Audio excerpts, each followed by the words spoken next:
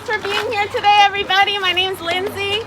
I'm a Providence teacher, and I'm a member of the Teach Truth Coalition and showing up for Racial Justice Rhode Island.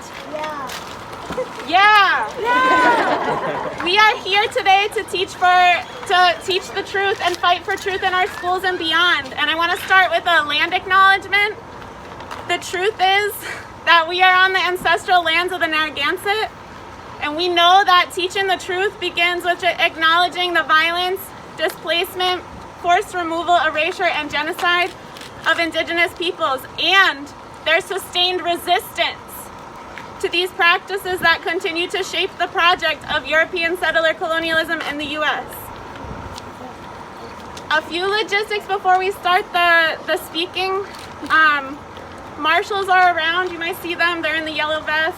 We also have a police liaison, Irene. Irene's over there.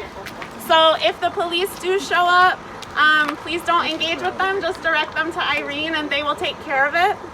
And we ask if there's any sort of escalation or if counter-protesters show up, which I don't think is going to happen. Please don't interact with them and just alert a marshal and we'll take care of it.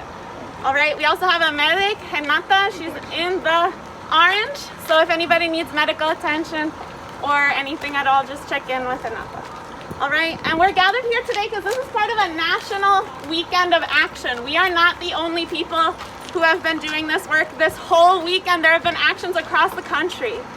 It's part of the ZinEd project, Black Lives Matter at School, and African American Policy Forum. And this is because, as many of you know, lawmakers in at least 28 states, including Rhode Island, are attempting to pass legislation that would require teachers to lie to students about the role of racism, sexism, heterosexism, and oppression in U.S. history and contemporary politics.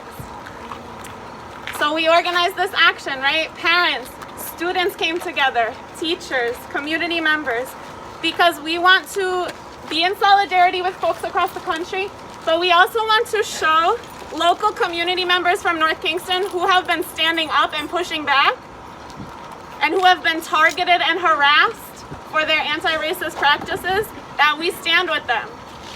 We stand with you! And we want to demonstrate to the folks who have recently mobilized to advocate for this racist bill and this white supremacist message that we're going to defend the truth and fight for educational justice in our communities. We chose this location for a reason, because if the bill were to pass in Rhode Island, educators would have to lie about the full and nuanced history of this place. As many of you know, throughout the 18th century, Rhode Island had the highest percentage of slaves in all of New England. Most of the enslaved people purchased were brought to work here in the vast network of plantations from South County, stretching from Wickford to Point Judith and west to Connecticut. The enduring wealth of this area was founded on the forced labor of Indigenous people and African slaves, who grew and produced many of the products that were sold in local and international trade. And this dock was one of the main commercial ports in this region, where slaves who were purchased in Providence or Newport or Bristol were brought. Unfortunately, I can tell you I did not learn any of these facts in my public school education at Coventry High School. As a white woman, I have found liberation in learning the true history of this country and the ways in which I have benefited from racist systems. This knowledge did not shame me or paralyze me. Instead, it has empowered me to reduce harm and make time and space for reparations, and to organize in community with all of these beautiful people here today and in other spaces to work towards something better in a multiracial movement for justice. Assata Shakur once said, "The schools we go to are reflections of the society that created them.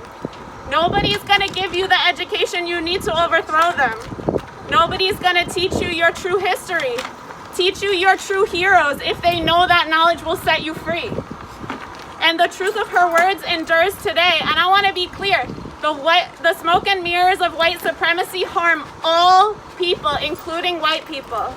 If we want to get free, we have to keep fighting, not only to defend historical truth, but to advocate for a more just future. Because Assata also said it's our duty to fight for our freedom. It's our duty to win. Say it with me. We must love each other and support each other. We have nothing to lose but our chains. Let's get free, everybody. Woo!